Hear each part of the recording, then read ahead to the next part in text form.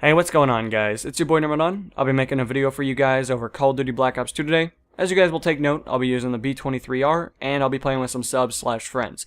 Both of those things are a lot of fun. Granted, I don't play with the pistols that often. You know, B23R or not really something I run around with commonly because it's not full auto, or it doesn't have the damage outlook of an assault rifle. Now, I know that's controversial by itself. You know, the B23R is definitely a weapon that I've heard a lot of people bitch about, and a lot of people really want to put their input on it. And I don't know if any patches or anything of the assortment have really been directed towards it, but I would imagine if enough people bitched hard enough, I'm sure something would be adjusted. So, anyway, where am I trying to go with this? Well, the B23R is a 3-burst pistol, as you guys know. I actually don't know the stats for it, but I would imagine it's pretty damn good, as you guys will take note in the gameplay. I think it takes anywhere between 2 to 3 shots to kill somebody, and that's pretty impressive. Of course, long range, I think it adds up to 6, but that's only 2 bursts.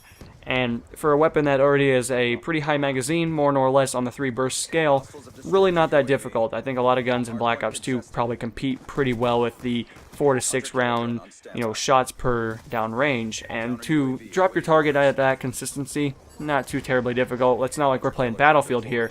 You don't have to adjust for any bullet deviation or anything of the assortment, you just got sway. Well, not a whole lot of weapons have sway in Black Ops 2, as we've taken note of, and, I mean, sniper rifles, of course, but I think we've all heard that argument many times, and I don't really want to talk anything about snipers, because you guys know where I stand. I'm not too much of a, very keen person on the class, but, whatever, people will continue to use what they so wish, and they'll play the game how they want to play, and I can't change people, I can't change your outlook on it, and I can't make anyone play the class any different. But what I do want to get into is that I watched a video a couple of days ago, and it made a good point. I mean, we've all played Call of Duty, and the first Call of Duty that I ever bought was World at War. And to be honest with you guys, I still think it's the best Call of Duty ever made. Now, I know COD 4 guys will be all up in my ass about this one. I know COD 4 was an amazing game. It redefined the experience, and it changed the market by itself. That one game changed how we play games today. I am aware of that. But, you always like your first Call of Duty better. I mean, my opinion is completely biased because World at War was my first COD.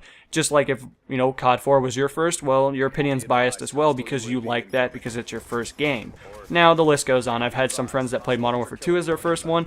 They thought it was a great game. Other people that have been around for quite some time would look at it in a different outlook and just, point out all the negatives. Same for Modern Warfare 3. Some people jumped in during that one.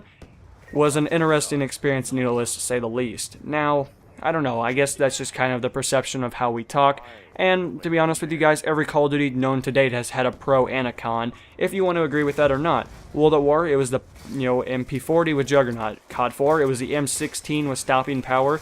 I mean, you had all kind of things, the list continues to go on. Modern Warfare 2, Noob Tubes, Modern Warfare 3, ACR, Black Ops 2, for example. I mean, there's a ton of stuff. I'd say the submachine gun class alone ruins this entire game. Now again, perception, how I view it, or maybe it's the map design, one of the two. There needs to be adjustments, but I don't think anything will ever happen, so I can't really preach it out to you guys too much. But anyways, I'm not really here to talk about that. I just kind of wanted to digress. Now, on the same topic of, the Call of Duty franchise, how does this implement into my conversation? Well, I watched a video a few days ago and somebody pointed out something that I don't really think about too often. I mean, I'm currently aware of my weaknesses of how to play the video game, but, I wanted to talk to you guys about your weaknesses. When it comes to Call of Duty, everybody has a weakness. Nobody, even the best people in the world, are bad at something. They're not as good as somebody else. For example, I mean, you look at any YouTuber, for example, I mean, you would say, they play with really good players, they team stack, but by themselves, maybe they're not too powerful. Maybe they're not much of a, benefit to society and the gaming scene. Now, would that be a weakness? Of course it would be. That means you're not good unless you're with a full team. We all know people like that. I mean, I'm probably the same way. I'm not the best player by myself, but I'm more consistent than the common person, so it's not terribly a weakness. But I looked at it and I was like, man, what am I really bad at? What am I not good at when it comes to Call of Duty? Because I'm a consistent player. I think we can pretty much agree with that. I mean, I've had stats that are ridiculous. I've had a 6 kill death ratio in Black Ops 1. I've had over a 2 in every Call of Duty except for COD 4. And COD 4, the only reason, because I barely had any time played on it, and I think it was like a 1.5. So, something to be impressed about. I guess to a certain degree. I mean, granted, you know, I hadn't had a whole lot of time played into it, and everybody else had played that game for a year and a half, so I'd hope they're pretty fucking good at it by that time. But anyway, guys, the main gist of it is, you know, stats, again, I've talked about this many times, but I think they agree, or they mean something to a certain degree. Now, how much you wish to place on that, that's up to you. Your perception cannot interfere with mine, just like I'm not trying to tell you guys that stats mean everything in the world. Of course they don't, but they mean something.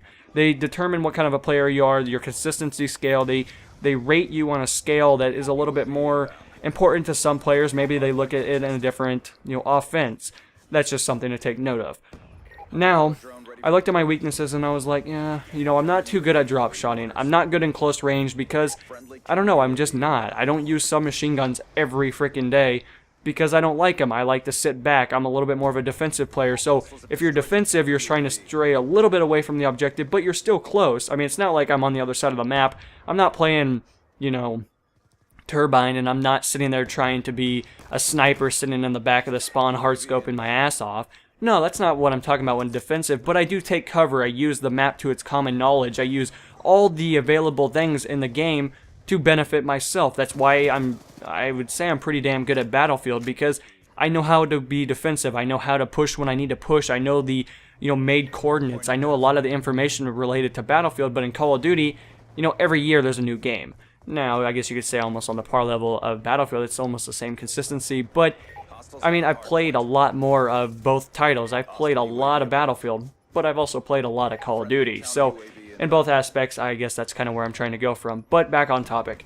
My weaknesses definitely are, you know, close range. When I get into close range, and if I don't have a shotgun, there's a good chance I'm going to lose. Because I'm not a drop shot whore. I don't jump shot as much as I probably would have a few years ago.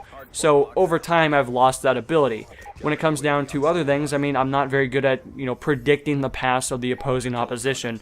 So if you were to put me in search and destroy, I couldn't tell you where the other team's going to go. I can't commonly look at the map and go, okay, this is where they're going to be at this point in time, and I'm not too good at anticipating movement by the opposing opposition.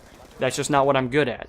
And you would think that would transfer very well with Battlefield, but a lot of the Battlefield maps are extremely linear, and that's just kind of how it is. I mean, when you play on console, you can't really digest, you can't really look at the opposing opposition in a Battlefield sense and go, yep, I know where they're going to go. Unless it's Grand Bazaar or Metro, it's pretty obvious. But in Call of Duty, I mean, search and destroy, any of those other skill-based game types, I have no idea what they're going to do because every player is completely different than the previous player. And that's just kind of how we work out. Now, other things that I guess I'm not too great at, flanking, I'm way too aggressive sometimes. You would think for my defensive abilities, I would be like, okay, I can sit here and wait, and I can wait. I'm definitely not a very anxious person. But when things are not going my way, you guys have seen me, and I've told you many times, I mean, I get very upset about this kind of stuff. Like, I don't like to lose. I hate losing. I hate the concept of it.